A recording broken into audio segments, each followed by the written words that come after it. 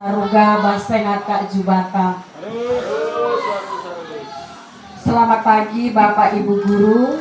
Selamat pagi Bapak Ibu Guru Junior.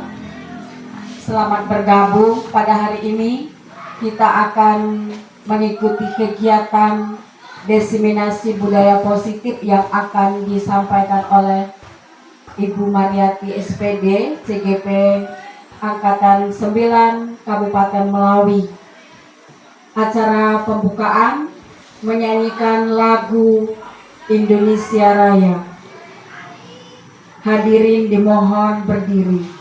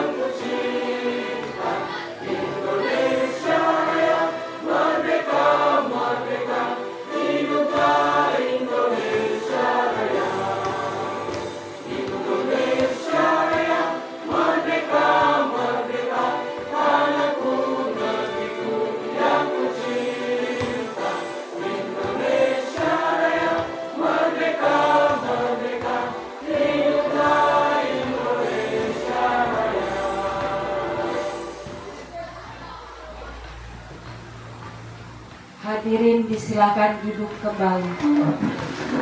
Acara selanjutnya pembacaan doa oleh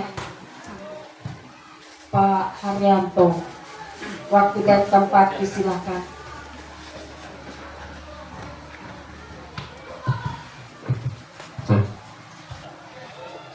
Assalamualaikum warahmatullahi wabarakatuh. Bapak Ibu, marilah kita berdoa bersama-sama agar apa yang akan kita laksanakan pada pagi hari ini dalam acara diseminasi budaya positif bisa berjalan dengan baik dan lancar hingga pada akhir acara ini, dan mudah-mudahan kegiatan ini bisa bermanfaat bagi kita semua dan juga bagi anak didik kita nantinya di sekolah kita masing-masing. Untuk yang beragama Islam, izinkan saya untuk memimpinnya dan yang lain untuk menyelesaikan. A'udzubillahi minasyaitonirrajim. Bismillahirrahmanirrahim. Allahumma shalli wa sallim ala sayyidina Muhammad wa ala ali sayyidina Muhammad. Ya Allah, ya Rabbi, ya Allah, hanya kepadamu-lah hamba mohon agar kegiatan diseminasi budaya positif di SMP Negeri 1 Belimbing ini bisa terlaksana dengan baik. Ya Allah, berikanlah kami kekuatan, berilah kami keimanan ya Allah. Hanya kepadamu lah kami mohon petunjuk dan memohon pertolongan ya Allah, agar kegiatan pada pagi hari ini bisa berjalan dengan baik, berjalan dengan lancar ya Allah. Ya Allah, ridhoilah kegiatan kami pada pagi ini, sehingga apa yang akan kita laksanakan pada pagi ini bisa bermanfaat bagi anak didik kami, dari sekolah kami, dan juga bagi negeri kami ini ya Allah, agar bermanfaat bagi nusa bangsa ya Allah. Rabbana atina fid dunya hasanah wa fil akhirati hasanah wa qina adzabannar. Walhamdulillahi rabbil alamin. Assalamualaikum warahmatullahi wabarakatuh. Terima kasih Pak Haryanto. Kegiatan selanjutnya kita mendengarkan kata sambutan yang akan disampaikan oleh Bapak Kepala Sekolah atau yang mewakili Pak Handi Kurniawan STH. Waktu dan tempat disilakan.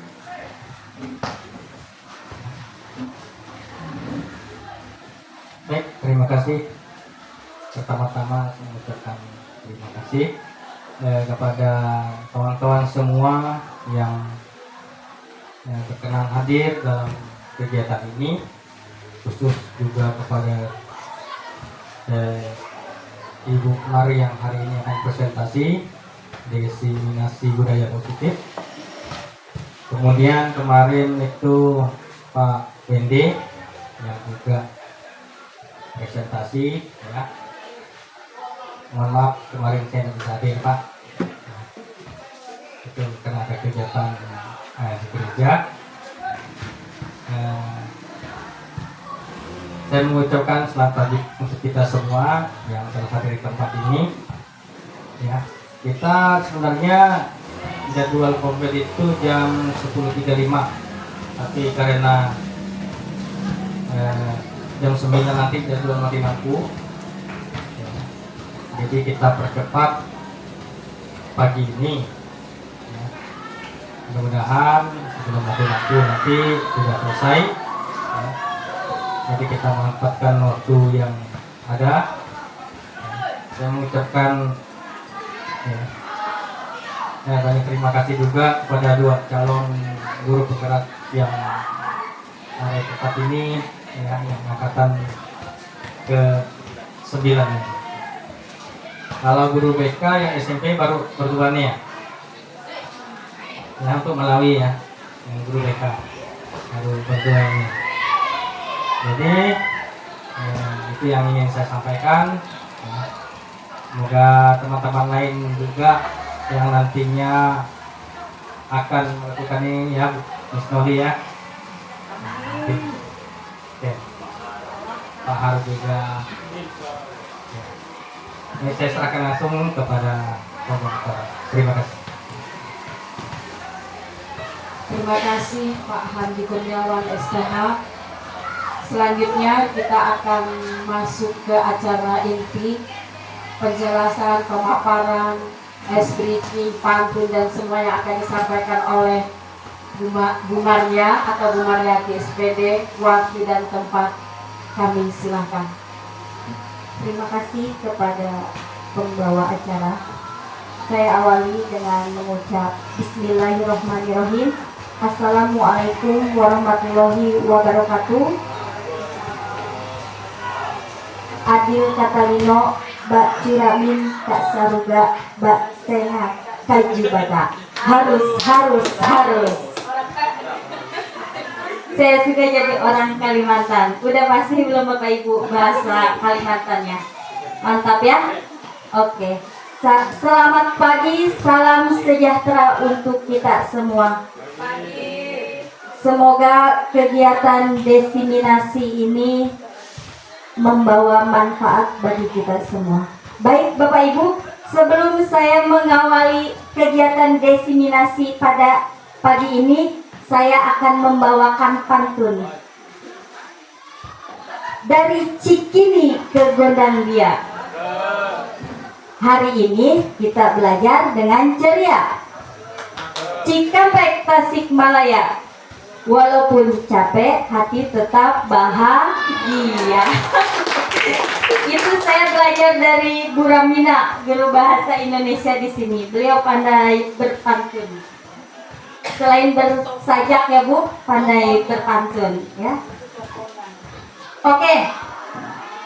agar lebih fokus lagi kita mengikuti kegiatan diseminasi pada hari ini, saya ada ice breaking, yaitu melatih konsentrasi dengan memperhatikan gambar yang ada di layar. Nanti akan saya tanyakan gambar apakah itu. Nah, potret apa yang Bapak Ibu lihat? Apa? Apa Buyo? Seorang gadis yang lagi bercermin. Seorang gadis yang sedang bercermin. Ada yang lihat gambar lain? Tengkorak. Ya, jadi di sini ada dua. Yang pertama wanita yang sedang bercermin dan tengkorak. Ya, lanjut Pak. Bercermin dalam tengkorak dong. Nah, yang kedua apa Bapak Ibu? Potret apa yang Bapak Ibu lihat? Pohon dan alam. Pohon dan alam. Lalu Bu Rosa, Ada dua orang di bawah pohon. Ada dua orang menikmati di alam. ya, Pacaran kali ya? iya Pak Handi. Kayaknya bulan madu lah itu ya. Gambar bayi. Gambar bayi. Ada yang lihat gambar bayi? Ada ya. Lanjut Pak. Nah, ini yang terlihat gambar apa? Pak Hari, ini gambar apa Pak Hari yang Bapak lihat? Sepasang kepala kakek dan nenek. Ada yang lain? Oke, ada laki-laki dan perempuan, satunya memegang topi, satunya sedang bergitar. Kakek, nenek, Iya, gambar cawan ya Pak ya. Tengahnya gambar ada piala cawan. atau Lanjut cawan. Pak. Nah, ada berapa jumlah singa pada gambar di bawah ini? 7. Ya Bu Yo, ada berapa Bu Yo? 4, 6, 7. Berapa Bu? Yang pohon satu, 8 lah. 8, 9, Ada 7. oke, 10.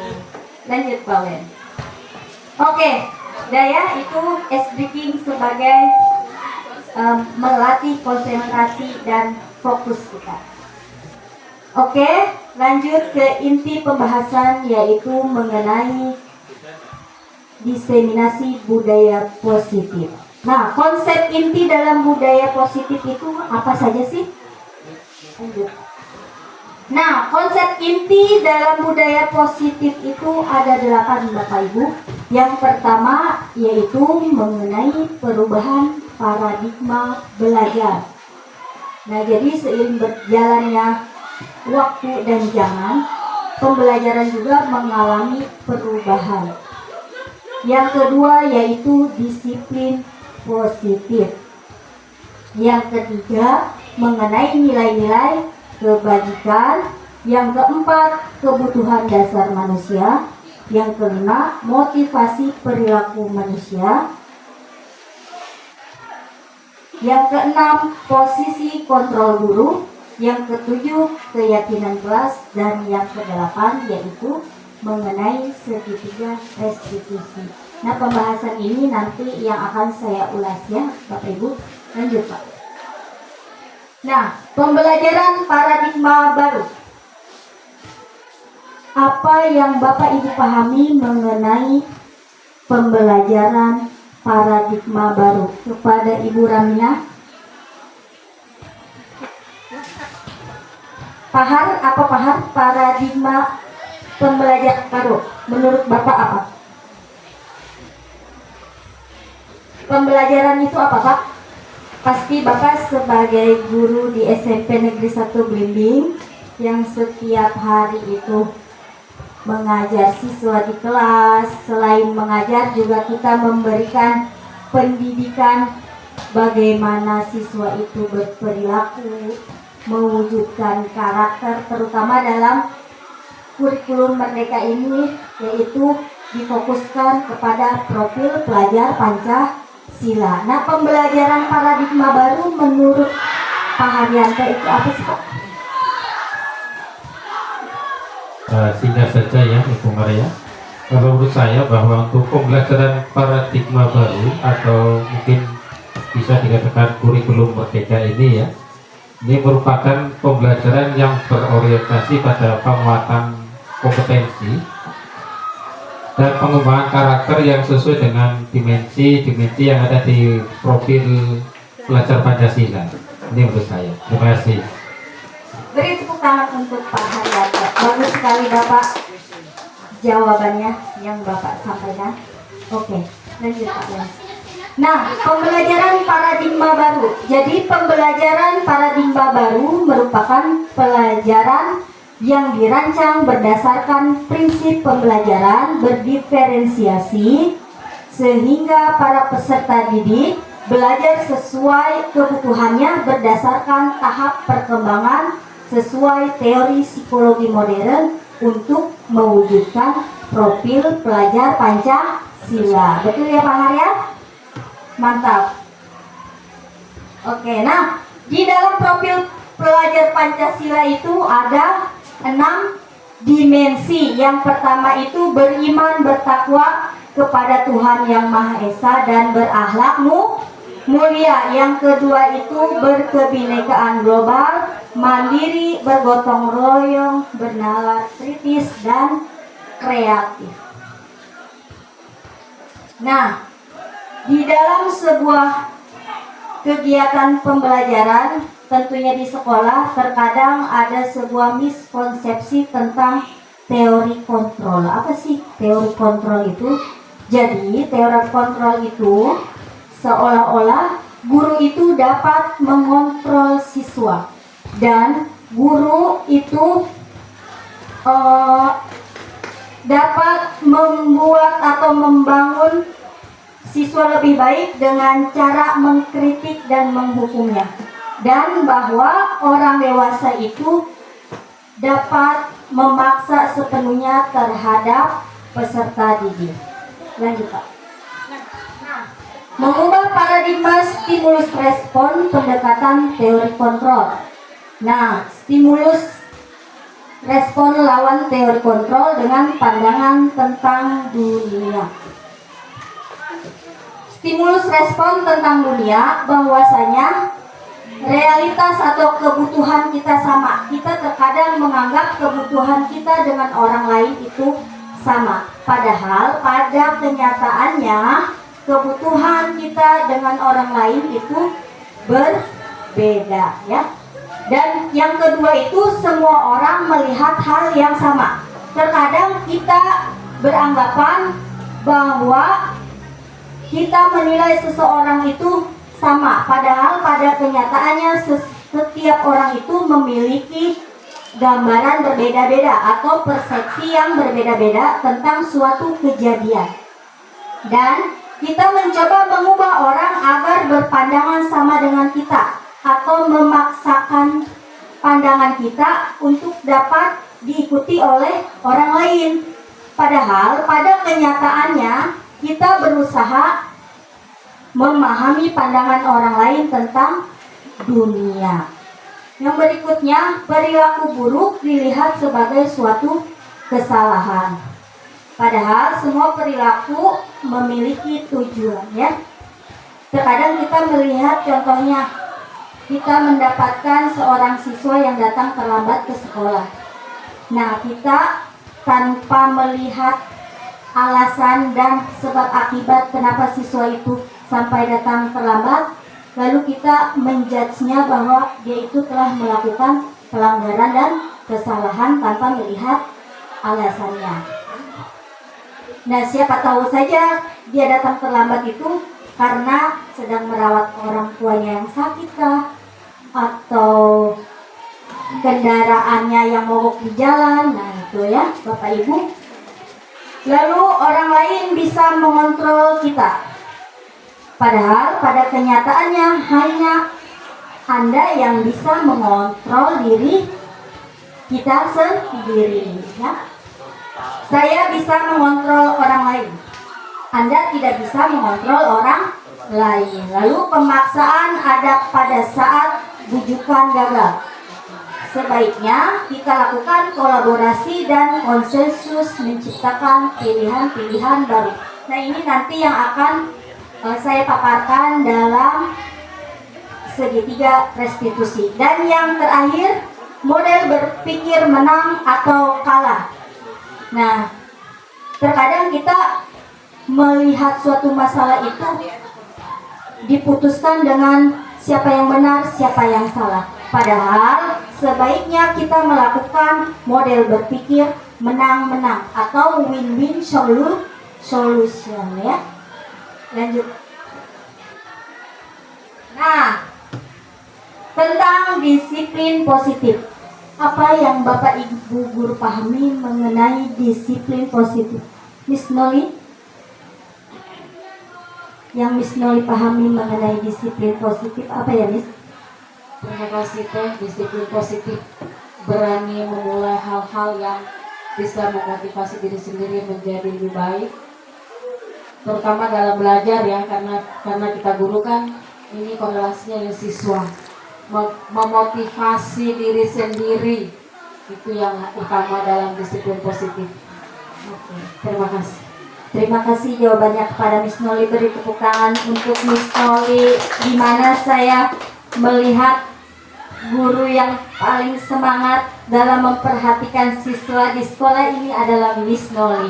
Muda dan bersemangat. Beri tepuk tangan sekali lagi. Tapi Bapak Ibu guru yang lain juga bersemangat ya. Oke, lanjut Pak Operator. Nah, disiplin positif. Jadi disiplin positif itu berasal dari kata disiplina yang artinya belajar. Ternyata disiplin itu memiliki arti belajar ya Bapak Ibu. Disiplin mengacu pada disiplin diri yang memiliki tanggung jawab terhadap apa yang dilakukannya berdasarkan nilai-nilai yang diyakini. Jadi setiap dari kita itu tentu saja memiliki nilai-nilai yang kita yakini, yang kita bawa dari lahir atau dibawa dari rumah ataupun adat dan budaya. Lalu disiplin positif merupakan salah satu cara penerapan disiplin yang bertujuan untuk menumbuhkan kesadaran serta memperdayakan peserta didik tanpa imbalan penghargaan atau reward, ancaman ataupun hukuman. Nah, sebagai pendidik, tujuan kita adalah menciptakan peserta didik yang memiliki disiplin diri sehingga mereka berperilaku mengacu kepada nilai-nilai kebajikan universal dan memiliki motivasi intrinsik dalam perubahan perilaku ke arah yang lebih baik. Apa sih yang dimaksud dengan kebajikan universal, Pak Wende? Pak Wende, apa yang Bapak pahami mengenai nilai-nilai kebajikan universal? Berikan contohnya, Pak. Baik, kebajikan universal ini menurut saya ini pemahaman terhadap peserta didik maupun guru yang secara menyeluruh yang bisa diimplementasikan dengan baik di sekolah. Itu menurut saya. Terima kasih. Terima kasih, beri tepuk tangan aplaus untuk Pak Wende. Jadi kebajikan nilai-nilai universal itu kebajikan yang dapat diterima jika diterapkan di sekolah kita, tentu saja bisa diterima oleh seluruh warga SMP Negeri 1 Belimbing. Nah, biasanya kebajikan universal itu jika diterapkan di suatu daerah itu dapat diterapkan juga di daerah yang lain atau di tempat yang lain, yaitu menyeluruh ya, yang namanya juga universal, artinya menyeluruh. Nah, nilai-nilai kebajikan yaitu merupakan nilai yang disepakati bersama terlepas dari suku, bangsa, agama, bahasa maupun latar belakangnya. itu tadi yang saya sampaikan, jika nilai itu dibawa ke suatu daerah, maka akan sama berlaku di daerah setempat, ya, di daerah tersebut.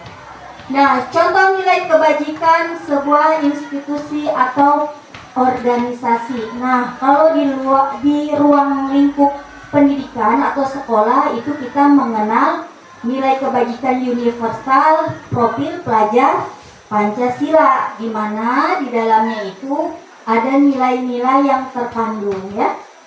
Yang pertama itu tadi yang sudah saya sampaikan, nilai yang terkandung dalam profil pelajar Pancasila. Yang pertama, beriman dan bertakwa kepada Tuhan Yang Maha Esa dan berakhlak mulia, lalu berkebinekaan global, bergotong royong, mandiri, kreatif, dan bernalar kritis. Seperti itu. Nah, ini ada juga nilai kebajikan pada sebuah organisasi dunia, yaitu IBO Primary Years Program, yaitu sebuah organisasi di mana di dalamnya itu terdapat nilai kebajikan yang hampir sama. Kalau dilihat secara artian itu hampir sama dengan nilai kebajikan yang terdapat pada profil pelajar Pancasila. Hanya saja ini adalah sebuah organisasi dunia. Yang pertama yaitu toleransi, yang kedua rasa menghormati, yang ketiga integritas, lalu ada mandiri, menghargai, antusias, ada nilai empati, keingintahuan, kreativitas, kerjasama, percaya diri, dan komitmen. Nah, lalu ada juga nilai kebajikan yang memang tanpa kita sadari sudah tertanam pada nilai-nilai kehidupan sehari-hari yang tertanam pada masyarakat kita, yaitu keterampilan hidup atau life skill, yaitu nilai yang terkandung dalam keterampilan hidup. Yang pertama itu dapat dipercaya atau nilai-nilai kejujuran. Yang kedua itu lurus hati. Yang ketiga pendengar yang aktif, tidak merendahkan orang lain, dan memberikan yang terbaik dari diri. Nah, Primary Years Program adalah program yang diperuntukkan bagi anak berusia 3-12 tahun. Program ini akan memberikan pelajaran pada siswa yang terdiri dari 6 subjek, yaitu bahasa, studi dalam hal sosial, matematika, seni, sains, karakter individu, sosial, dan edukasi fisik. Ya, lanjut. Nah, lanjut ke pembahasan berikutnya, yaitu mengenai kebutuhan dasar manusia. Dari setiap kita ini sebagai manusia, sebagai individu yang unik, yang memiliki karakter dan kepribadian yang berbeda-beda. Mungkin saya yang karakternya agak pendiam, bisa dikatakan introvert, ataupun dengan Miss Molly yang memiliki kepribadian ekstrovert, tentu saja memiliki kebutuhan dasar yang sama pada hakikatnya. Sama-sama kita membutuhkan duit, butuh makan juga, ya Miss ya. Nah, nanti ada dibahas di dalam itu, kalau kita membutuhkan makan minum termasuk ke dalam kebutuhan manusia yang mana, ya. Oke. Jadi kebutuhan dasar manusia itu adalah segala sesuatu yang kita lakukan untuk mendapatkan yang kita inginkan. Nah, termasuk materi itu, ya, kita juga menginginkan materi agar dapat memenuhi kebutuhan apa. Kita dengan punya uang tentu saja kita dapat membeli makanan. Nah, dari makanan itulah kita dapat memenuhi kebutuhan manusia yang mana. Nanti akan kita lihat. Nah, seluruh tindakan yang kita lakukan itu memiliki tujuan tertentu. Dan usaha terbaik yang kita lakukan adalah dalam rangka agar kebutuhan dasar kita terpenuhi dengan baik. Oke, nah ini dia 5 kebutuhan dasar manusia. Yang pertama itu kebutuhan untuk bertahan hidup atau survival. Ya, tadi salah satunya untuk bertahan hidup kita butuh uang ya bis ya, untuk membeli bahan makanan ya.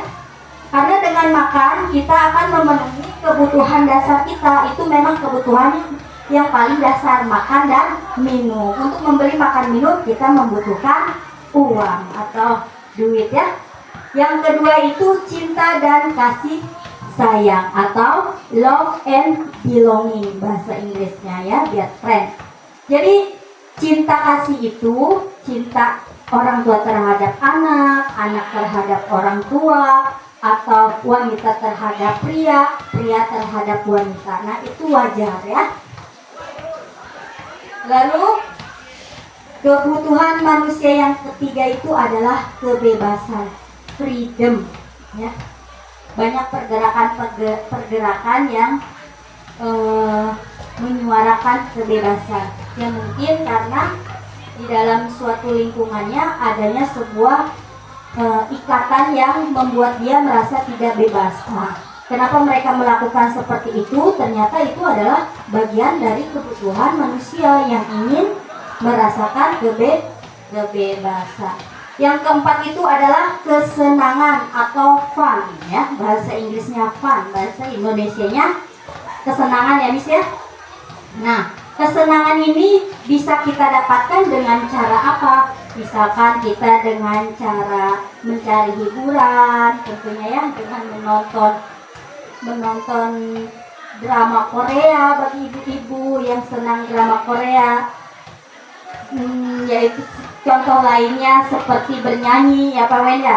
Pak Wenda yang senang bernyanyi, bersuara, nah itu bagian dari pemenuhan kebutuhan kita sebagai manusia. Ataupun ada yang senang tiktokan ya, itu biarkan saja karena itu bagian dari pemenuhan kebutuhan dirinya masing-masing. Yang kelima itu adalah kekuasaan. Nah, gimana sih kita dapatkan poin yang kelima itu, yaitu kekuasaan. Kekuasaan ini kalau dalam teori taksonomi Bloom masuk ke dalam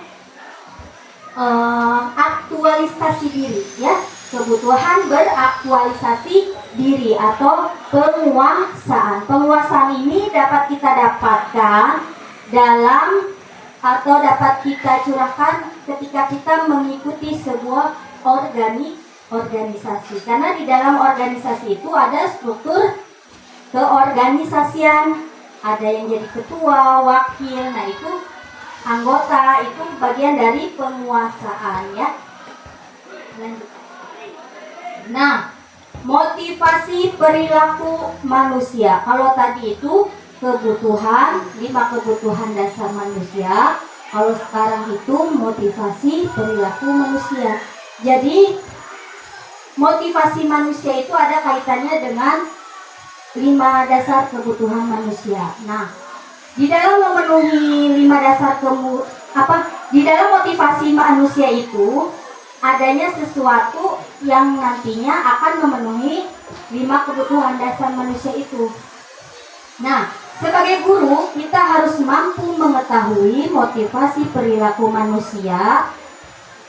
Tentunya kita perlu mengetahui motivasi siswa kita mengikuti pembelajaran kita itu karena apa sih?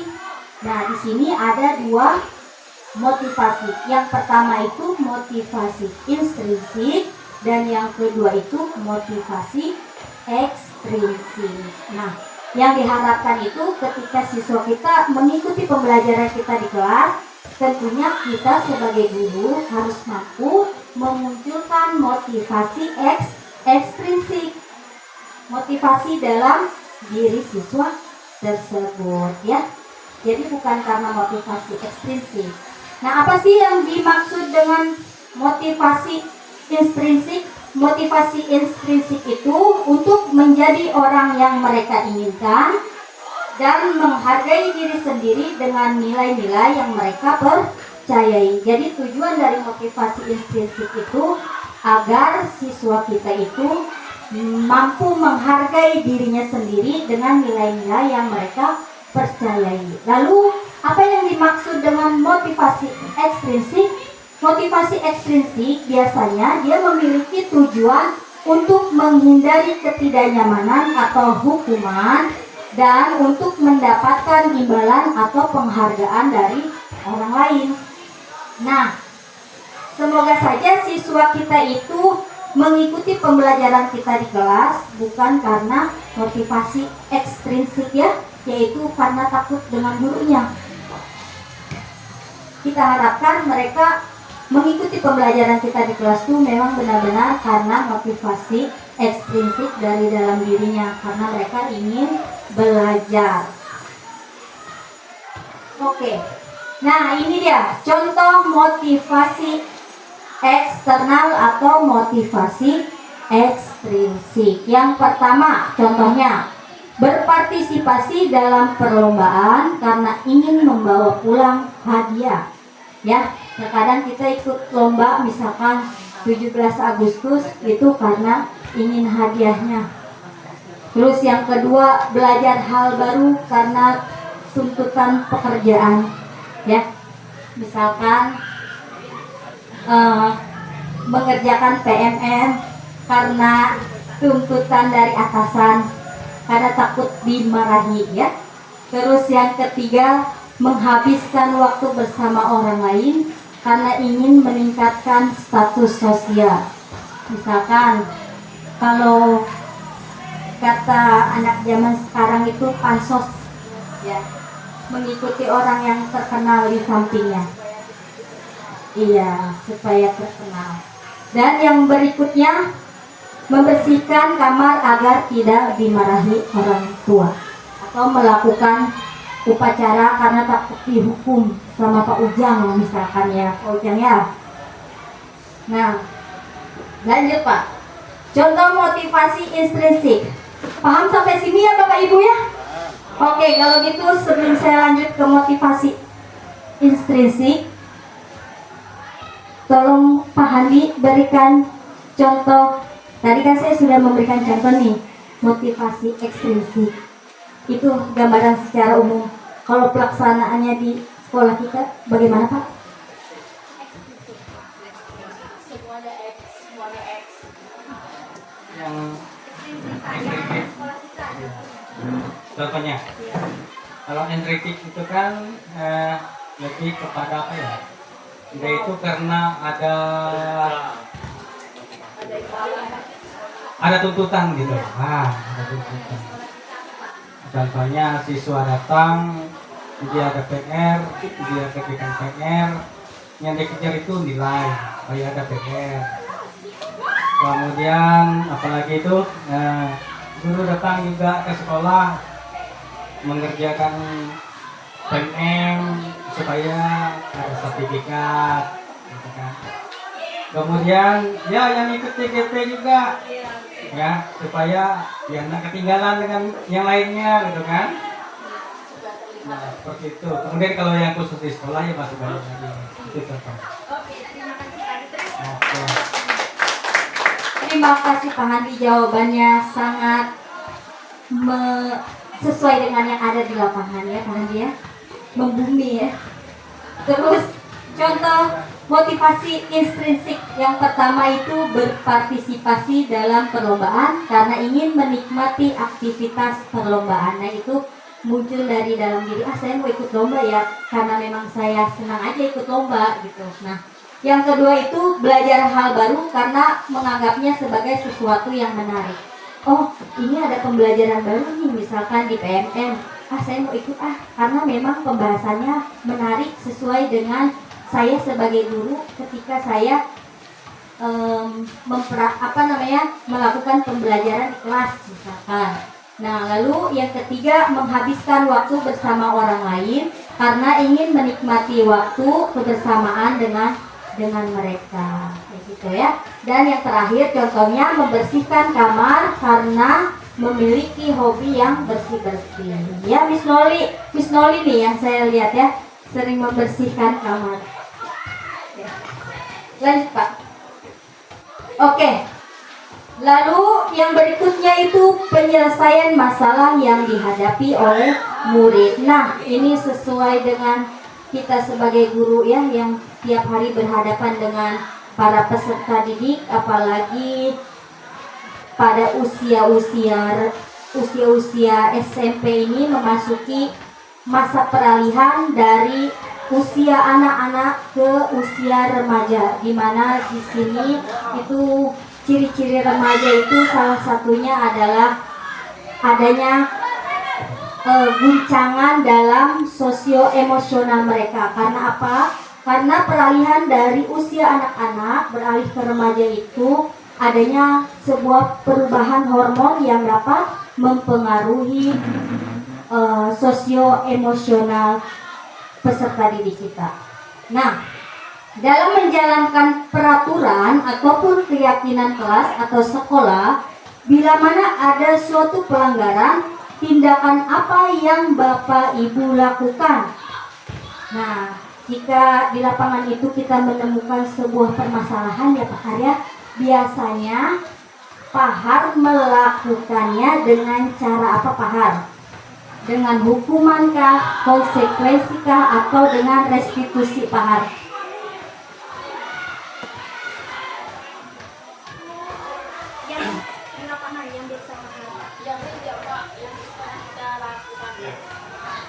Biasanya ketika saya di dalam kelas melihat siswa yang tidak sesuai dengan keyakinan yang saya sepakati, biasanya saya mengingatkan ke mereka tentang kesepakatan apa yang sudah disepakati dengan gurunya di situ.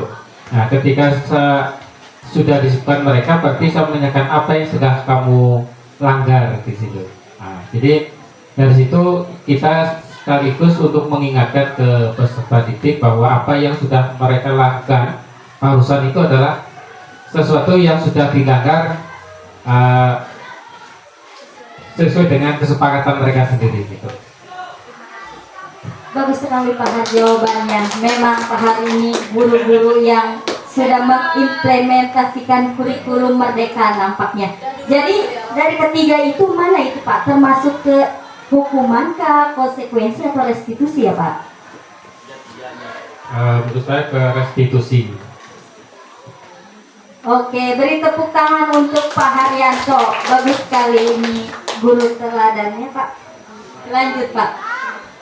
Nah, hukuman, konsekuensi, restitusi. Jadi kita lihat ya Pak Har, tadi yang sudah Pak Har sampaikan itu termasuk ke dalam hukumankah, konsekuensi atau restitusi. Jadi hukuman itu adalah cara untuk melakukan pengarahan agar tingkah laku bisa sesuai dengan perilaku secara umum. Nah, konsekuensi merupakan akibat dari melakukan tindakan yang tidak sesuai dengan ketentuan di sekolah atau sebuah lingkungan maupun peraturan. Nah, untuk restitusi sendiri yaitu akan memberikan kepada individu untuk melakukan pelanggaran dan menyelesaikan masalahnya secara win-win solution yang tadi ya. Lanjut Pak. Nah, ciri-ciri dari hukuman, konsekuensi, dan restitusi. Ciri-ciri hukuman itu biasanya tidak terencana atau tiba-tiba. Ketika kita upacara nih melihat ada siswa yang tidak memakai atribut, secara tiba-tiba kita langsung memanggil siswa tersebut ke depan untuk memisahkan dirinya. Buyus. Itu contohnya. Nah, yang kedua itu ciri-ciri dari hukuman adalah murid tidak tahu apa yang akan terjadi atau tidak dilibatkan. Dan yang berikutnya itu bersifat satu arah. Dan yang terakhir itu berupa hukuman secara fisik ataupun psikis. Oke Bu Ai, contoh dari hukuman secara fisik apa Bu? Contoh daripada hukuman fisik yang dilakukan oleh guru terhadap siswa, misalnya kalau dia datang terlambat, Memungut sampah atau suruh berlari keliling lapangan 7 kali, itu misalnya secara fisik gitu ya Bu ya, Umar.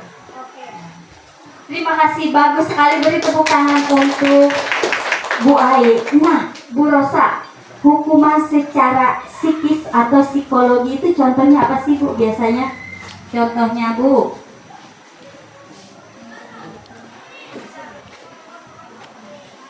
Oke, terima kasih. Jadi hukuman secara psikologis itu banyak sekali kadang dilakukan oleh guru, termasuk saya sendiri ya. Contoh nyata nih, yang mempermalukan siswa di depan teman-temannya juga. Oke. Terima kasih, jawabannya sangat tepat ya Bu Rosa. Salah satu hukuman secara psikologis atau psikis yaitu mempermalukan siswa atau orang lain di depan umum. Lanjut, yang kedua yaitu ciri-ciri dari konsekuensi. Yang pertama, biasanya konsekuensi itu terencana atau disepakati sesuai dengan peraturan. Apa yang tadi Pak Haryanto sampaikan itu berdasarkan kesepakatan kelas siapa ya? Jadi tadi yang Bapak sampaikan berarti masuk ke dalam konsekuensi. Ciri yang kedua itu murid tetap dibuat tidak nyaman. Pasti tentunya tidak nyaman ya, karena yang pertama adanya rasa malu ditegur ya. Yang ketiga, sikap guru selalu memonitor murid dengan menanyakan pelanggaran apa yang telah kamu lakukan yang tidak sesuai dengan kesepakatan kelas. Nah, itu kan memonitor. Dan restitusi, ciri restitusi yaitu Pak Ujang, bisa Bapak jelaskan apa itu ciri dari restitusi? Di depan Pak.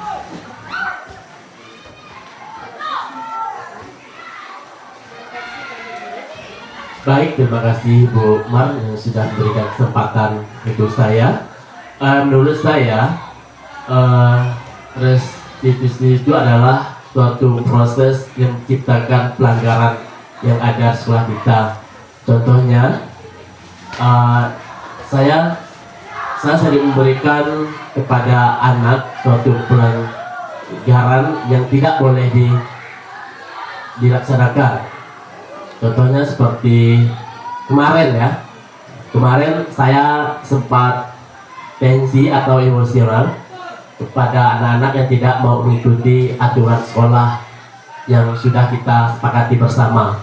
Kemarin tuh kebanyakan mereka tuh tidak serius melakukan kegiatan senam pagi. Ada beberapa orang saja. Maka mereka yang tidak mengikuti senam itu, saya ulang terus supaya mereka mau mengikutinya. Sekian dan terima kasih. Bagus sekali contoh konsekuensi yang telah diberikan oleh Pak Ujang. Nah, yang berikutnya itu ciri dari restitusi ya. Yang ketiga, restitusi merupakan proses menciptakan kondisi bagi murid untuk memperbaiki kesalahan. Dan yang kedua, di dalam restitusi itu adanya sebuah proses kolaborasi yang mengajarkan murid untuk mencari solusi bersama-sama. Pak Wende mungkin bisa memberikan contoh dari restitusi. Nah, ini yang sering saya lihat Pak Wende sebagai guru BK itu sering sekali memberikan proses restitusi ya Pak Wen ya. Oke, contohnya seperti apa ya Pak Wen? Terima kasih kepada Bu Mar. Saya mencoba untuk menjawab terkait dengan restitusi. Menurut saya ini contoh sederhana, misalnya Wanti di sini, ya Wanti salah satu murid yang ada di sekolah sini. Nah, si Wanti ini datangnya terlambat. Kita contoh yang terlambat datang ke sekolah, lalu dengan ngos-ngosan dia berlari, misalnya datang terlambat datang ke sekolah. Begitu datang ke ruangan misalnya tergantung ya, misalnya menangani guru piket misalnya ya, guru piket. Nah, setidaknya memang diarahkan duduk tenang-tenang biar dia ngerasa istilahnya napasnya tadi ketika lari ya. Jadi biar tenangkan dulu. Kemudian ketika sudah tenang, sudah dia merasa nyaman, baru kita tanyakan. Ketika memang situasinya sudah nyaman. Kemudian sebisa mungkin memang kita harus ada tempat yang nyaman, ya, tempat yang nyaman juga. Kalau bisa jangan ada yang guru-guru lain juga di situ nanti ikut nimbrung, memberikan komentar, membuat situasi dan kondisi merasa tidak nyaman. Nah itu. Jadi begitu sudah nyaman situasinya dan siswanya sudah mulai tenang, barulah kita menanyakan kenapa terlambat, misalnya seperti itu. Kemudian tentu siswa akan memberikan jawabannya. Setelah siswa memberikan jawabannya, nah kita terus menanyakan kembali kenapa bisa terlambat. Setelah siswa menjawab, lalu kira-kira supaya tidak bisa terlambat harusnya seperti apa. Nah, tetapi itu yang menjawab siswa kita sendiri, Bapak Ibu. Jadi siswa kita sendiri yang menjawab. Nah, harusnya saya kalau supaya tidak terlambat, ya saya misalnya tidurnya lebih awal, misalnya kalau. Kemudian karena alasannya tadi karena terlambat bangun pagi, karena dikarenakan malamnya alasannya main games, misalnya sampai jam 1 malam main game itu. Nah, jadi misalnya kalau seperti itu, tentunya dia harus bisa mengontrol diri. Ya, solusi dari siswa itu sendiri dia sudah bisa memberikan solusinya. Kemudian dia juga tidak tidur larut malam. Mungkin dia juga bisa pasang alarm. Takutnya terlambat bangun, ya, pasang alarm. Nah itu siswa sendiri yang mencari solusinya, bukan gurunya yang menawarkan solusinya. Tapi alangkah baik solusi itu tercipta dari siswa itu sendiri. Nah itu, ya. Jadi bukan gurunya yang memberikan solusi, tetapi siswa. Dan yang memutuskan juga alangkah baiknya itu siswa, bukan guru. Tetapi sudah ada komunikasi yang baik antara guru dan siswa. Itu menurut saya. Terima kasih juga. Terima kasih. Jawaban yang sangat bagus ya, Pak Boleh Wedi. nambah nggak? Benar nggak Oh, kalau iya. punya saya? Kalau punya, Iya, silakan. terima kasih Teh.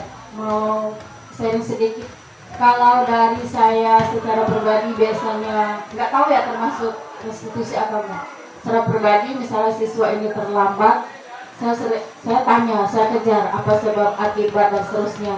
Kemudian secara bersolusi, misalnya kalau di Pak Wendel tadi karena mungkin dia apapun kegiatannya kan, kalau saya yang sering terlambat yang katanya lama mencari topi, dasi dan kaos kaki, lalu saya memberitahu, nah tipsnya itu taruhlah topi pada tempatnya, dasi pada tempat tersendiri, lalu kaos kaki juga pada tempat tersendiri, jangan dicampur dengan pakaian lain sehingga tidak membuang waktu kita untuk mencari hal tersebut. Akhirnya emosi, akhirnya moodnya tadi mau ke sekolah jadi malas gitu kan, akhirnya terlambat dan di sekolah menerima itu tadi hal yang tidak nyaman, ketemu dengan guru piketnya gitu, ditanya lagi guru piketnya, lalu nggak tahu ini masuk institusi atau enggak ya, nanti minta tolong dikelirkan. Lalu ini saya setuju dengan Pak Wendelius, kalau kita sedang menghadapi siswa yang bermasalah ini itu harus ada ruangan khusus. Nanti kalau kita dapat gedung baru itu boleh disiapkan ya, ruang privasi itu. Tahun depan kita dapat gedung baru, jadi tolong itu disiapkan.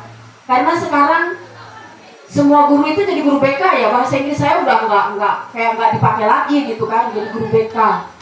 Saya live dengan Bapak Ibu guru psikolog internasional, ya juga ngomongnya begini, yang diutamakan itu bimbingan, konseling. Saya bilang di sekolah saya udah 3 orang guru BK, begitu kan. Jadi kapan saya menyampaikan materi bahasa Inggris saya kalau begini terus gitu kan. Nah itu nanti nggak tahu yang cara tips saya selalu memberi tips supaya tidak terlambat, supaya bisa sarapan, supaya bajunya tetap rapi, nyaman dipakai. Kurang baik apa ya saya guru gitu kan. Lalu supaya nggak sakit, nggak sering-sering sakit ya, kalau pernah sakit itu manusiawi gitu kan. Lalu kalau yang agak gimana itu rem sedikit lah gitu kan masih kecil usianya gitu kan. Demikian, terima kasih. Oke, bagus sekali pemaparan dan contoh yang telah disampaikan oleh Miss Nuli ya. Kalau tadi saya menyimak kegiatan atau pendekatan apa yang telah Miss Noli lakukan terhadap siswa yang terlambat itu lebih kepada konsekuensi, yaitu sikap Miss yang memonitori murid ya. Gitu ya Miss ya. Oke, tepuk tangan untuk Miss Noli dan kita semua. Lanjut Pak. Oke, sudah ya yang tadi ini. Lanjut lagi Pak. Lanjut. Oke. Nah, yang berikutnya yaitu 5 posisi kontrol kita sebagai guru. Yang pertama itu penghukum, membuat merasa bersalah sebagai teman, pemantau, dan manajer. Lanjut Pak. Nah, dari kelima posisi kontrol di atas, mana yang sering Bapak Ibu terapkan dalam menghadapi murid di sekolah? Nah, mungkin itu jawabannya ada pada diri Bapak Ibu masing-masingnya, posisi kontrol yang mana. Dan posisi kontrol yang mana sih yang sebaiknya kita lakukan di sekolah? Lanjut Pak. Nah, jadi dari kelima posisi kontrol tersebut, sebaiknya kita sebagai guru menggunakan posisi kontrol sebagai manajer. Guru membuat sesuatu bersama murid dan mempertanggungjawabkan perilakunya dan mendukung murid agar dapat menemukan solusi atas permasalahannya sendiri. Ini ada keterkaitannya tadi dengan restitusi ya. Mantap Pak Handi. Nah, posisi kontrol manajer mengacu pada restitusi yang dapat menjadikan murid sebagai manajer bagi dirinya sendiri sehingga tercipta identitas positif atau berhasil pada diri murid. Lanjut Pak. Nah, di sini ada contoh penerapan 5 posisi kontrol guru yang di mana kasusnya ini siswa terlihat tidak menggunakan atribut lengkap ketika upacara. Nah, ini contoh dari pendekatan posisi kontrol hukuman. Yang pertama itu, jika ada siswa yang kedapatan tidak membawa atribut, jika posisi kontrol hukuman biasanya akan memberi sebuah hukuman. Contoh hukumannya yaitu misalkan hormat pada bendera sampai jam istirahat berbunyi. Nah, lalu contoh pembuat merasa bersalah. Contoh kalimatnya seperti ini. Berapa kali ibu bapak harus memberitahu kamu selalu saja mengecewakan. Nah, ini adalah pembuat merasa bersalah. Nah, contoh dari kalimat posisi kontrol sebagai teman. Contohnya seperti ini. Ayo dong ikuti peraturan sekolah. Tolong ya bantu ibu sekali ini saja. Lalu contoh berikutnya, ya sudah tidak apa-apa. Nah, biasanya posisi kontrol teman itu selalu memberikan kelonggaran ya. Terus contoh berikutnya lagi kalimatnya, lain kali jangan sampai berbuat seperti ini lagi ya. Tolong bantu ibu. Tidak enak ibu dengan guru piket, misalkan jika kamu datang terlambat, kamu kan wali kelasnya ibu. Nah, itu kita sebagai guru memposisikan sebagai posisi kontrol teman ya. Lanjut Pak. Nah, contoh kalimat posisi kontrol pemantau. Kamu sudah melanggar peraturan sekolah ya. Kamu tahu konsekuensinya.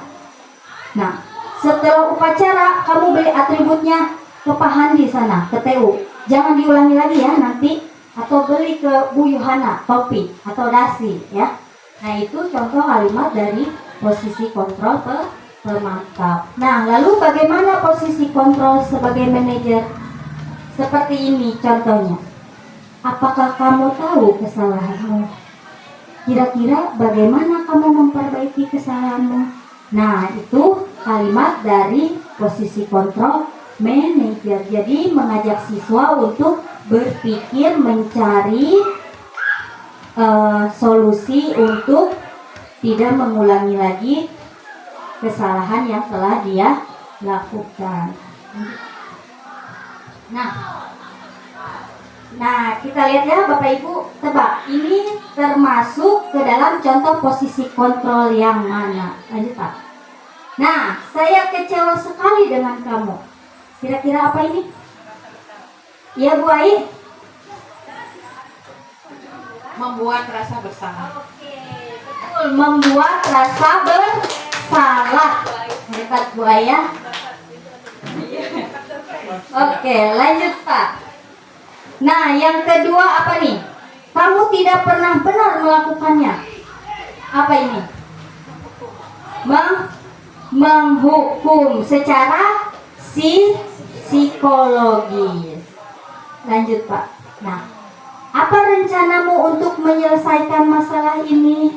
Mencari solusi bersama. Biasanya masuk ke dalam posisi kontrol apa, Pak?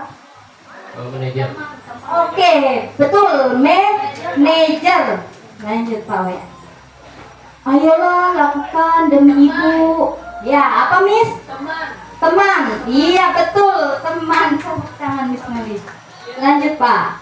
Nah, kamu tidak pernah mendapatkan nilai jika tidak mengerjakan tugas. Hukuman. Oke, betul. Hukuman. Jadi dia kalau tidak mengerjakan tugas maka tidak diberi nilai. Lanjut, Pak. Nah, yang berikutnya yaitu keyakinan kelas. Lanjut lagi, Pak. Nah, membuat keyakinan sekolah atau kelas. Guru berperan dalam membentuk terwujudnya keyakinan sekolah atau kelas dengan adanya kesepakatan antara guru dan murid. Keyakinan sekolah atau kelas berupa pernyataan universal yang mudah diingat, dipahami, dan harus diterapkan dalam lingkungan sekolah. Nah, pembentukan keyakinan kelas. Keyakinan kelas memiliki ciri-ciri biasanya bersifat abstrak, berupa pernyataan universal, dibuat dalam pernyataan positif, sedikit saja agar mudah diingat, atau singkat, jelas, padat, ya. Sesuai dengan kondisi kelas atau sekolah sehingga mudah diterapkan. Lalu yang berikutnya, semua warga sekolah atau warga kelas dilibatkan saat membuat keyakinan kelas. Nah, ini contoh pembuat keyakinan kelas. Lanjut yang berikutnya yaitu segitiga restitusi, yaitu proses menciptakan kondisi bagi peserta didik untuk memperbaiki kesalahan mereka sehingga mereka bisa kembali pada kelompok mereka dengan karakter yang lebih kuat, ya. Nah, apa sih tujuan dari segitiga restitusi?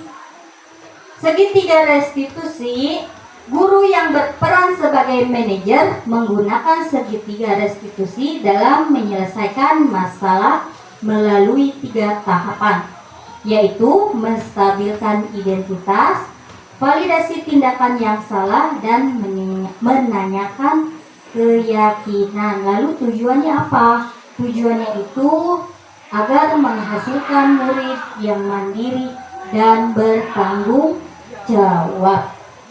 Nah, ini tahapan segitiga restitusi. Ada 3, apa saja, Bu Yohana?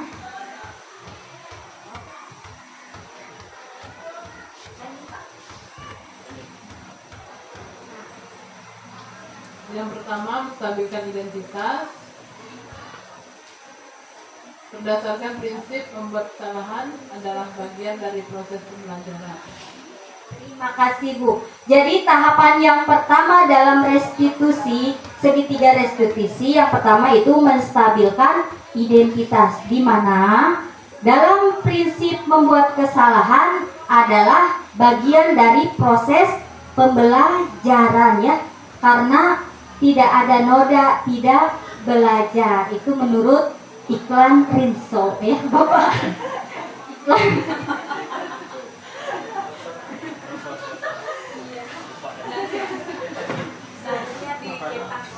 Cetak ada logo Rinso, yaitu iklan zaman dulu waktu saya SD. Nah, jadi menstabilkan identitas itu di dalamnya bahwa berbuat salah itu tidak apa-apa. Nah, yang kedua tuh, karena tidak ada manusia yang sempurna. Kesempurnaan itu hanya milik Tuhan, kata Dorce Gamalama. Iklan lagi. Dan yang ketiga, belum, Pak. Bapak Ibu juga pernah melakukan kesalahan seperti itu. Ya, tentunya Bapak Ibu guru sebagai manusia pernah melakukan sebuah kesalahan. Bapak Ibu tidak mau mencari siapa yang salah ataupun siapa yang benar, tapi kita di sini sama-sama mencari solusi dari permasalahan. Nah, kamu berhak merasa begitu. Jadi setiap manusia itu berhak ya melakukan sebuah kesalahan. Tapi ingat, di dalam melakukan kesalahan juga kita perlu mengambil pembelajarannya. Lanjut Pak. Nah, yang kedua itu tahap validasi tindakan yang salah. Berdasarkan prinsip, setiap perilaku berupaya memenuhi suatu kebutuhan tertentu. Ya, contohnya dalam menyampaikannya itu, contoh kalimatnya, kamu pasti punya alasan mengapa kamu melakukan hal itu. Jadi, guru mencoba untuk menggali alasan mengapa siswa melakukan kesalahan. Yang kedua, kamu patut bangga pada dirimu sendiri karena kamu telah melindungi sesuatu yang penting buat kamu. Yang ketiga, contoh kalimatnya, kamu boleh mempertahankan sikap itu, tapi kamu harus menambahkan sikap yang baru. Lanjut Pak Wen.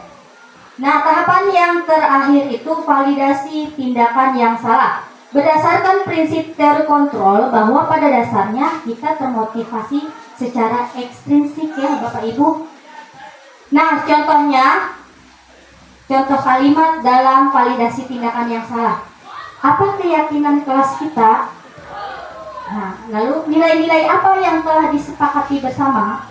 Seperti apa gambaran sebuah kelas yang ideal menurut kamu? Dan yang keempat, kamu ingin menjadi orang yang seperti apa? Nah, ini adalah contoh dalam menanyakan validasi tindakan yang salah. Oke, lanjut Pak Wen.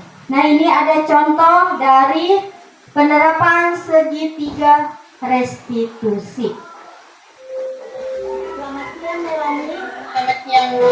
Apa kabarnya hari ini? Baik Bu. Melani tahu tidak mengapa Ibu memanggil Melani ke ruangan itu? Tidak tahu Bu. Oke, jadi tadi Ibu mendapatkan informasi bahwa ketika ulangan Melani menyalin jawaban dari Sesar. Jadi secara tidak langsung Melani telah mencontek jawaban ulangan dari Sesar. Melani, Ibu mau bertanya, mencontek itu perbuatan baik atau tidak? Tidak baik. Tidak baik ya.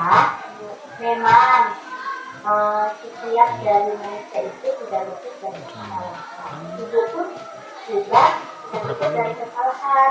Di sini Ibu bukan mau mencari siapa yang salah dan siapa yang benar. Tapi Ibu ingin membantu Melani mencari solusi agar Melani tidak mengalami. Melani bersedia? Bersedia Bu. Oke, tentunya perbuatan Melani itu ada alasannya. Kenapa Melani sampai mencontek ketika ulangan tadi kelas? Tadi malam saya tidak belajar Bu. Belajar? Kenapa Mel? Saya tiduran Bu. Oke, berarti ketika Melani tidak belajar, si Melani tidak dapat menjawab soal pertanyaan ulangan. Melani masih ingat tidak keyakinan kelas yang pernah kita buat pembelajaran ini? Ingat Bu. Jadi keyakinan kelas apa yang telah dilakukan oleh jujur dalam bertindak? Jujur dalam bertindak. Baik Melani, lalu apa yang akan Melani lakukan supaya Melani tidak mencontek lagi? Belajar mengerjakan soal semampunya dan berdoa Bu.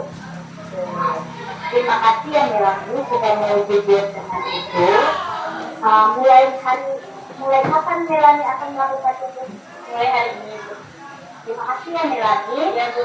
Semoga apa yang Melani harapkan dan Ibu harapkan juga Melani ke depannya ada lebih baik lagi. Nah, itu contoh dari penerapan segitiga restitusi ya Bapak Ibu.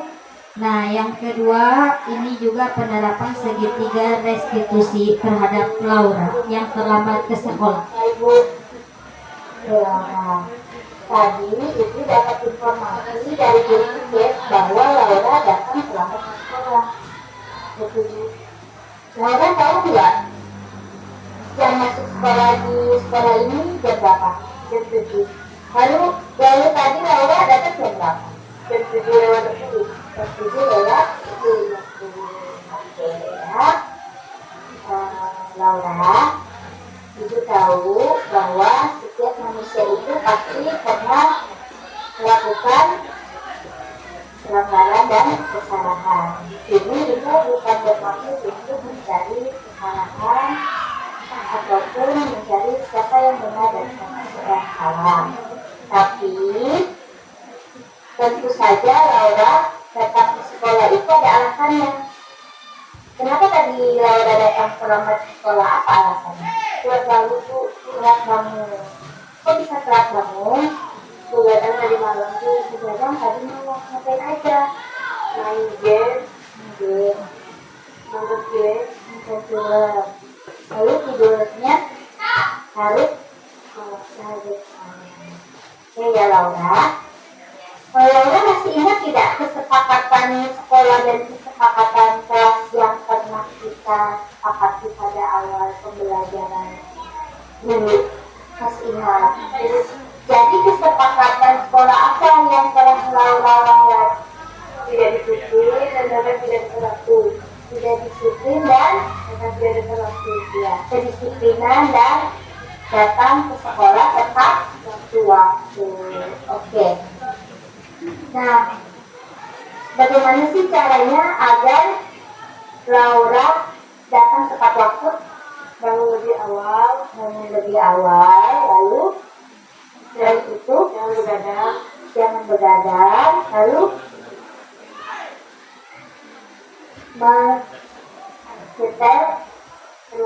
menyetel alarm. Kalau misalkan alarm udah bunyi, kita udah masih belum bangun, kira-kira ada orang rumah tidak yang bisa membantu Laura untuk membangunkan Laura? Ada siapa? Orang tua, mama ya. Nah, baik Laura. Kira-kira kapan itu akan Laura laksanakan? Hari ini ya. Berarti mulai besok pagi Laura sudah datang tepat waktu. Terima kasih ya Laura sudah berpikir dengan Ibu. Ibu harapkan apa yang Laura harapkan dan Ibu harapkan dapat Laura laksanakan dengan baik. Terima kasih. Silakan kembali ke kelas. Oke, demikian Bapak Ibu 2 contoh segitiga restitusi yang telah saya lakukan terhadap 2 peserta didik saya, yaitu Melanie dan Laura. Ya, lanjut Pak. Sebagai penutup, dalam program penerapan disiplin positif, hendaknya guru memiliki standar kepribadian, profesional dan sosial yang baik, di mana guru mampu merefleksi dirinya sebagai among atau manajer yang menuntun murid menjadi insan yang mandiri, merdeka, dan bertanggung jawab. Ini sistem among sesuai dengan yang disampaikan oleh Ki Hajar Dewantara, yaitu Ingarso Sungtulodo, Ing Madyo Mangunkarso, dan Tutwuri Handayani. Demikianlah diseminasi budaya positif yang dapat saya sampaikan kepada Bapak Ibu guru semuanya. Semoga saya dan kita semua dapat mengambil ilmu dan mempraktekannya terhadap peserta didik kita yang ada di SMP Negeri 1 Belimbing. Baik Bapak Ibu, sebelum saya menutup kegiatan diseminasi ini, saya ingin meminta refleksi terhadap kegiatan ini. Waktu dan tempat saya persilahkan, saya meminta kepada Pak Wende untuk menyampaikan refleksi kegiatan diseminasi budaya positif pada hari ini.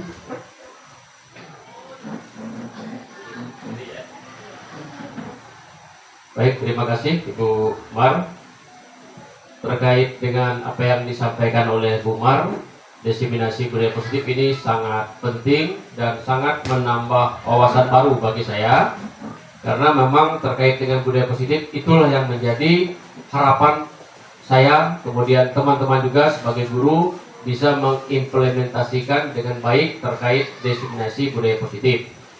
Dan keyakinan kelas tadi juga disinggung, itu sangat penting adanya keyakinan dan kesepakatan yang ada dalam kelas antara guru dan siswa sama-sama senang dan sama-sama memahami. Kemudian tertarik juga saya terkait dengan segitiga restitusi, itu yang memang menjadi sesuatu yang sangat luar biasa bagi saya dari pemaparan Ibu Mariati terkait segitiga restitusi. Itu memang sangat bagus ketika memang kita benar-benar nanti bisa mengimplementasikan dengan baik di SMP Negeri 1 Belimbing yang kita cintai ini. Dari pemaparan secara keseluruhan luar biasa dan semoga dapat terimplementasi dengan baik. Terima kasih. Oke, terima kasih kepada Pak Wende. Beri aplaus untuk Pak Wende. Demikian Bapak Ibu diseminasi budaya positif dari saya. Tadi saya membukanya dengan pantun, saya mau menutupnya dengan pantun. Burung irian, burung cendrawasih. Cukup sekian dan terima kasih. Oke, selesai sudah. Silakan ditutup. Oke. Sangat indah materinya. Terima kasih Bu Mar, terima kasih Pak Wendelinus yang begitu semangat sih, gembira juga ya, walaupun kelihatannya juga stres kan teh itu Pak Wen, tetapi kalian berdua hebat bagi kita semua, artinya udah membantu kita memberi wawasan ya, menggelikan pemikiran kurikulum Merdeka kok ada diseminasi budaya positif, budaya kok masuk ke kurikulum gitu kan. Nah, itu menjadi pertanyaan juga di masyarakat, di orang-orang sekitar saya, orang-orang di kampus saya. Terima kasih atas semuanya. Semoga ini mampu kita implementasikan, jadi tidak hanya eloknya materi ya, jadi nggak hanya sekedar tadi ek-eknya bermain tapikin ya. Terima kasih semuanya, demikian acara hari ini. Selanjutnya terima kasih dan sampai jumpa minggu depan. Adil Katalino Baculamin Kak Saruga Basengat Kak Jubata.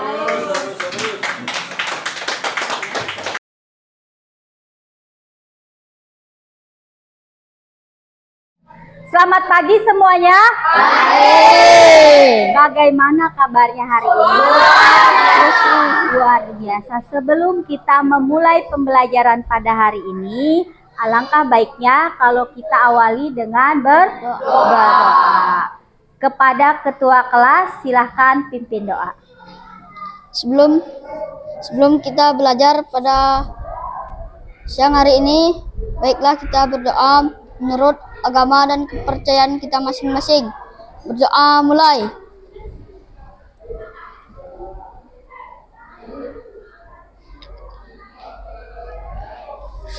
Doa selesai. Oke, pada kegiatan kita hari ini, Ibu akan mengajak kalian untuk membuat keyakinan kelas. Sebelumnya, ada yang tahu tidak keyakinan kelas itu apa sih? Ya, silakan Mbak Im. Keyakinan kelas adalah merupakan kesepakatan kelas yang diyakini bersama oleh guru dan murid selama proses pembelajaran. Oke, jadi keyakinan kelas itu adalah kesepakatan kelas yang kita buat bersama-sama dengan cara berdiskusi sebelumnya, yang kemudian disepakati oleh ibu dan murid yang ada di kelas 8B. Sampai di sini dapat dimengerti? Oke, baik. Sebelum kita menginjak atau melanjutkan membuat keyakinan kelas, sebelumnya Ibu ingin meminta kalian menuliskan tentang kelas impian. Kelas impian seperti apa yang kalian inginkan, nanti akan kalian tuangkan ke dalam tulisan yang nantinya akan ditempel di depan ya. Ibu akan bagikan post-it satu orang satu. Kalian bisa menuliskan harapan ataupun kelas impian yang kalian inginkan.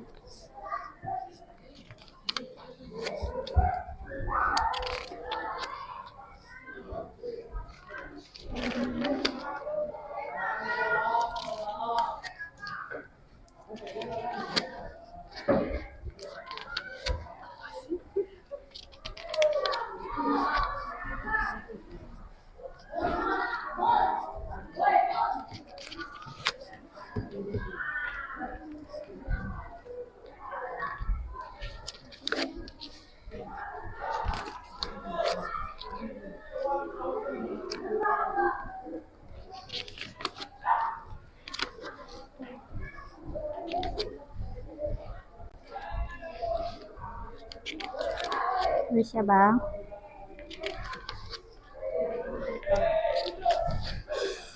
Oke, silakan tuliskan kelas impian.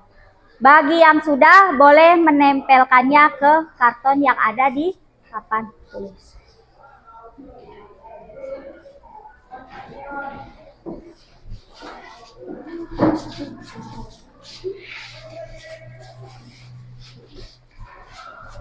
Yang rapi ya, nempelkannya ya. Di atas nih masih kosong. Nah, boleh ditempel ya.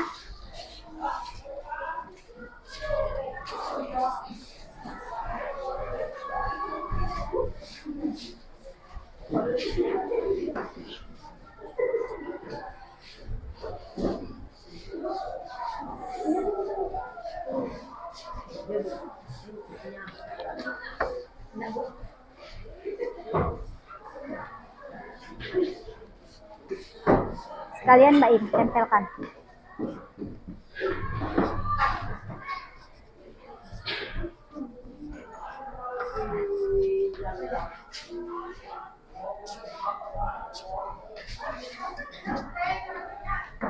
Baik, terima kasih ya. Kalian sudah menuliskan kelas impian yang kalian inginkan. Oke, selanjutnya ada yang mau membantu Ibu untuk membacakan.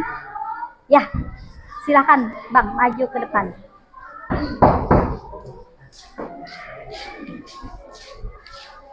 Oke, bacakan ya. Sopan dan jujur, kompak dan disiplin. Kelas yang disiplin.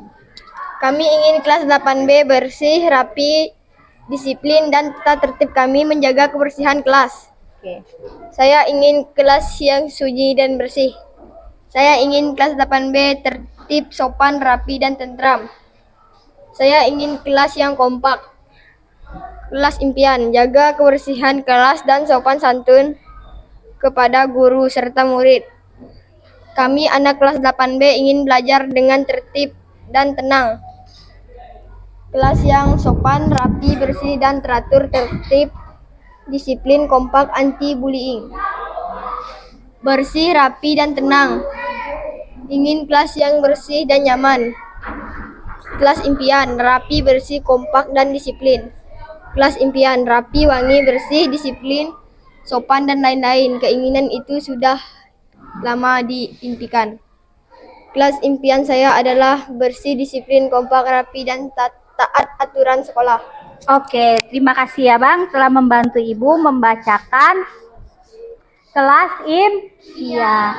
Nah, tentu saja dalam sebuah impian atau harapan itu kita perlu untuk mewujudkannya. Nah, bagaimana sih cara untuk mewujudkan kelas impian yang telah kita harapkan dan kita impikan? Tentu saja ada sebuah yang namanya tindakan. Nah, tindakan ini yang nanti akan kalian tuangkan ke dalam keyakinan kelas. Nah, di dalam menuliskan keyakinan kelas, tadi sama halnya seperti menuliskan tentang impian dan harapan kelas. Nanti di sini Ibu akan membagikan kembali post-it keyakinan kelas, di mana keyakinan kelas ini terdapat kata atau kalimat yang mengandung unsur positif.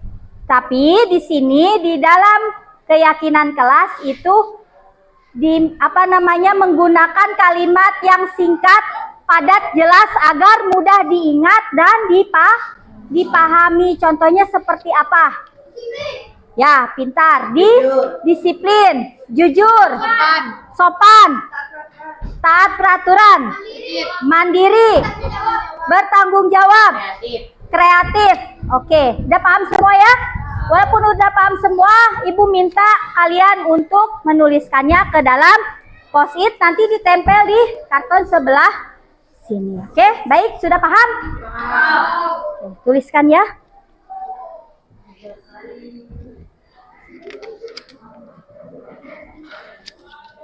Dituliskan dalam kata atau kalimat yang positif, singkat, padat, jelas, dan dapat dipahami.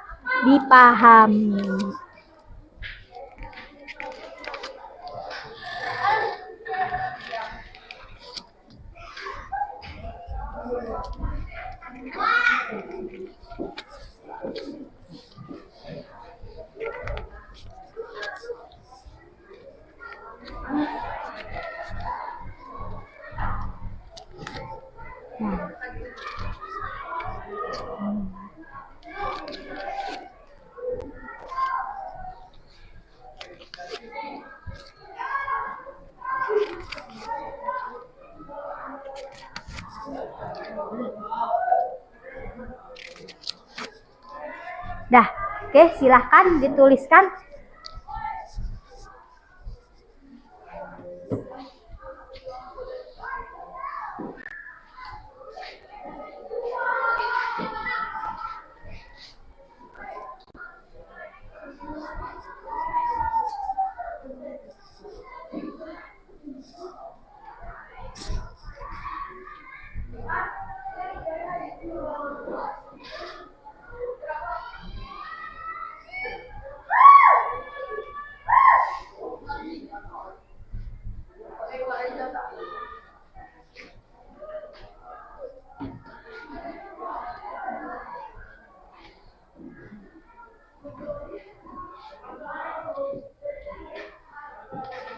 Sudah?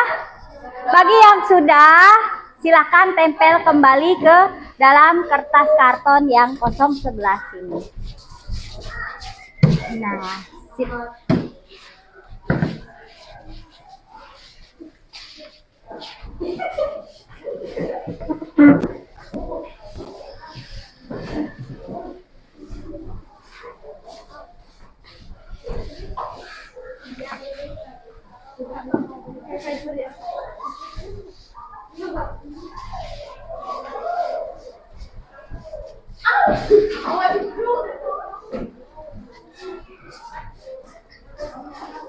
Sudah, Rehan, sudah Rehan.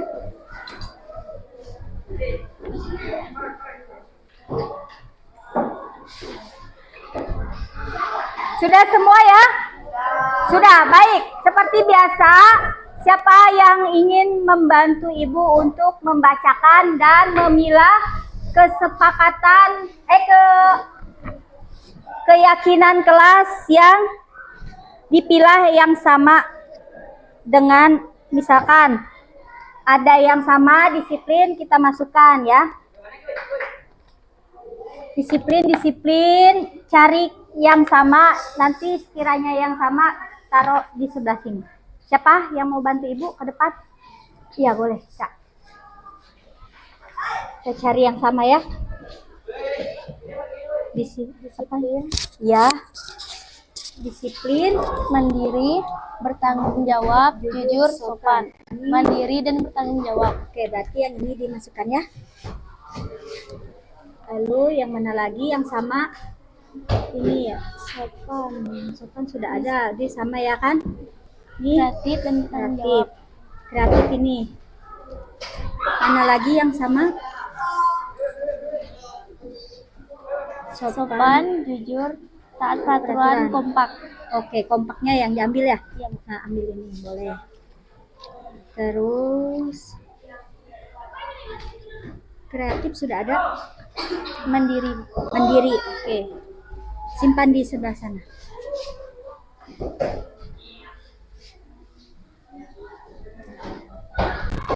Apalagi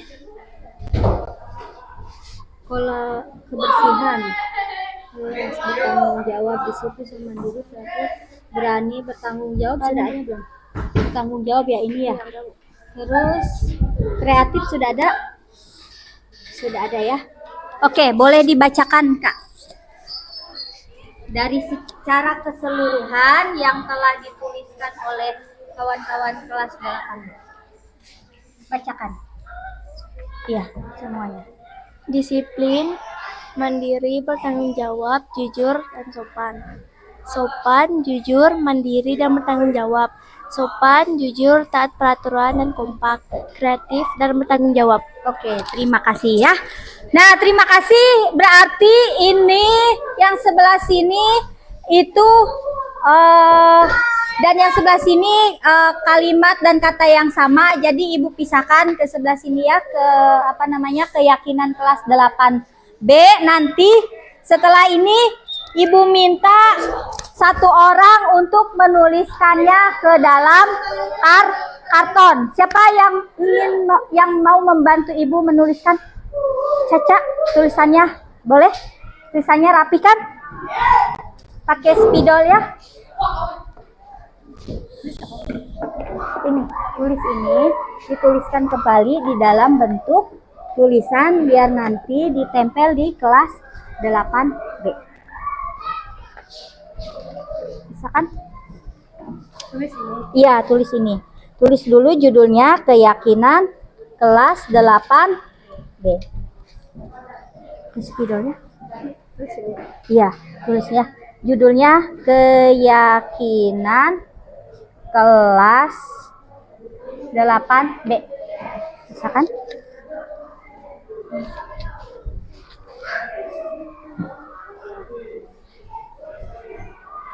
Yang besar, yang rapi ya.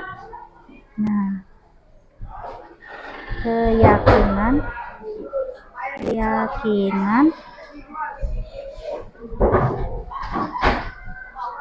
kelas ada di sini ya. Nah, kelas 8B. Oke, di ini.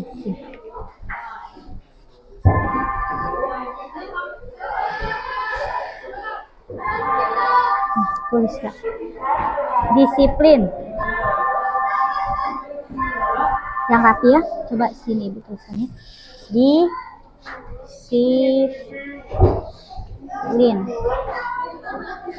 Kedua apa? Bacakan, Cak.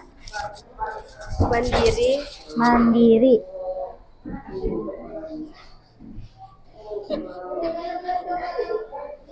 Mandiri. Lalu apa lagi? Bertanggung jawab.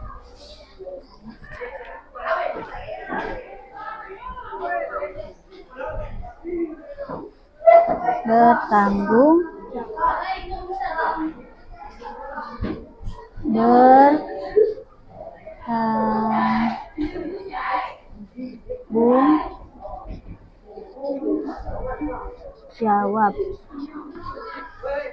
Apalagi Cak? Jujur.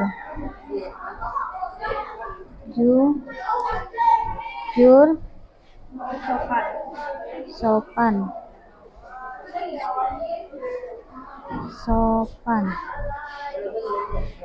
Lalu kompak.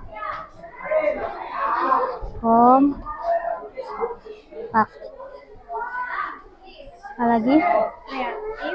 Kreatif.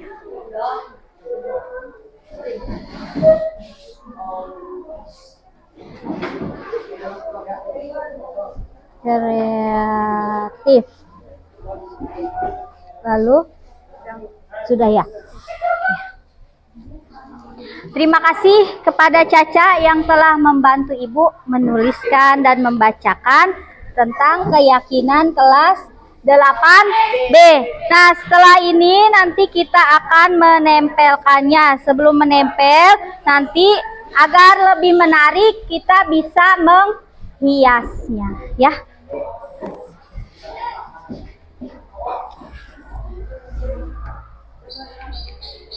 Siapa yang pandai mewarnai, menghias? Ayo Kak, boleh sini. Dihias ya. Bisa gambar bunga kah atau apakah? Hias ya.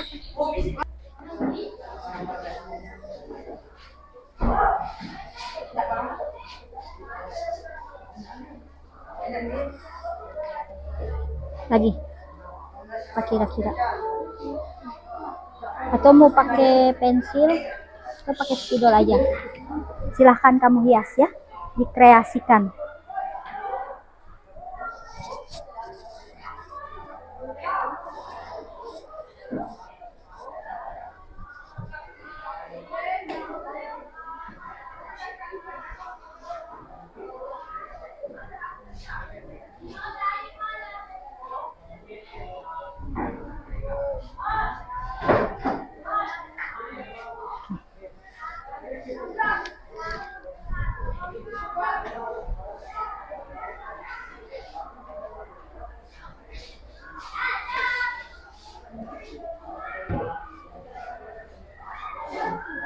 Udah. Ini.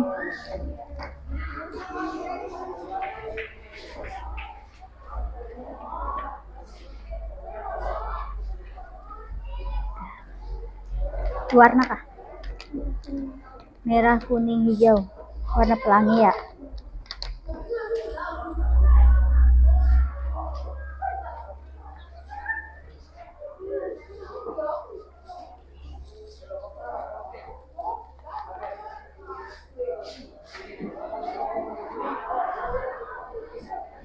Ini pakai ini Kak.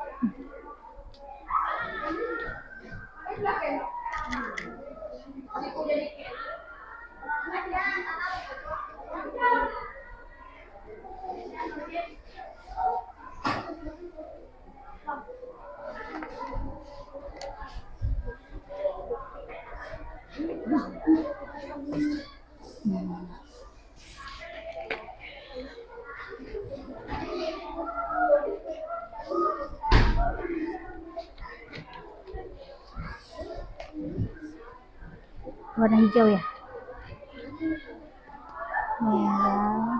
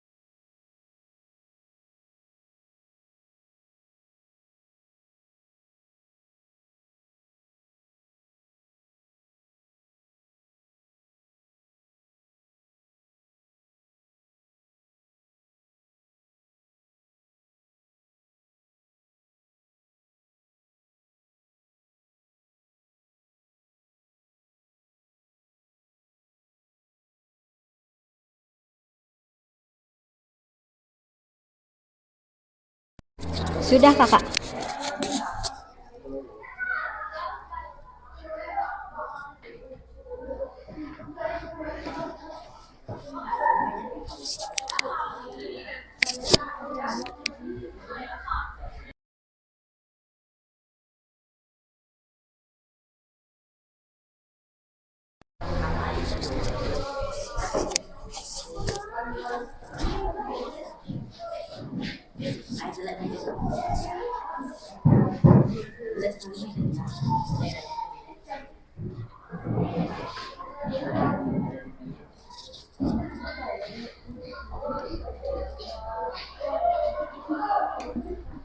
Sudah, Kak?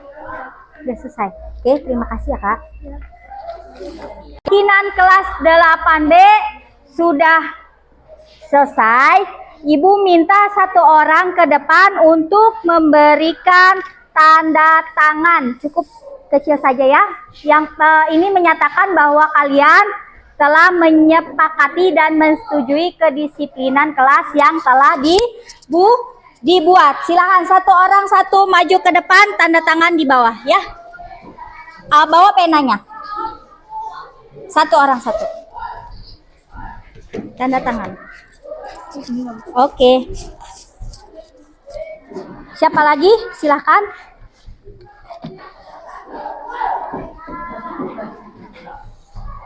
Boleh di bawah tanda tangannya diberi nama.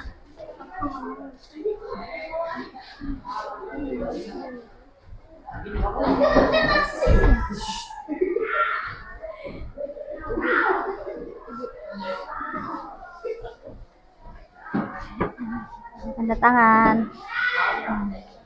Siap. Wali kelas kami. Wali kelas.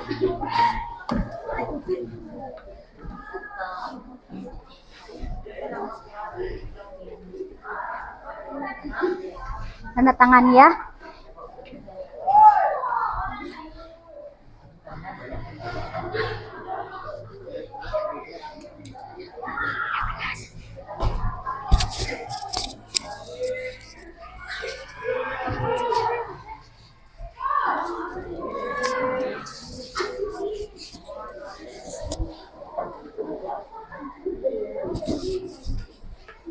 Ya, jangan dilempar lah Rayhan.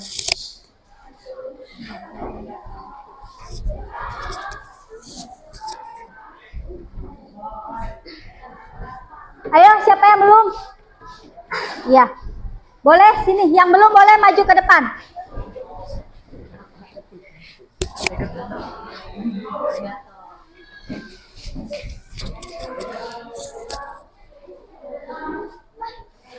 Nah, siap.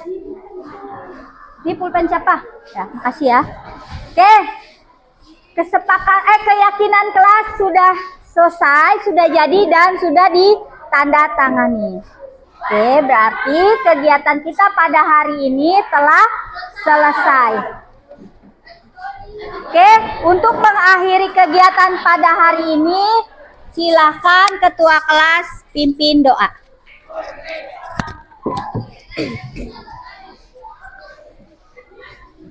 Sebelum kita istirahat, marilah kita berdoa menurut agama dan kepercayaan kita masing-masing. Berdoa mulai.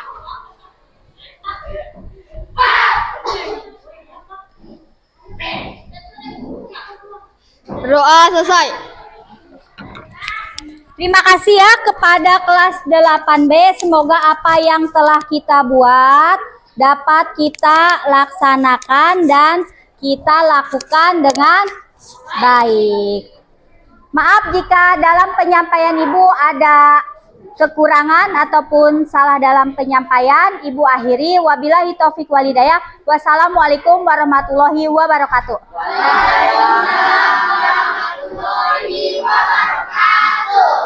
Deh, silakan istirahat.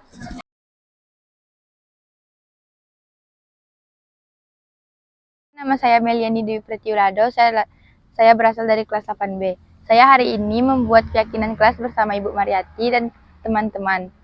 Perasaan saya sangat senang dan bangga bisa membuat keyakinan kelas kami sendiri. Terima kasih Bu Mariati.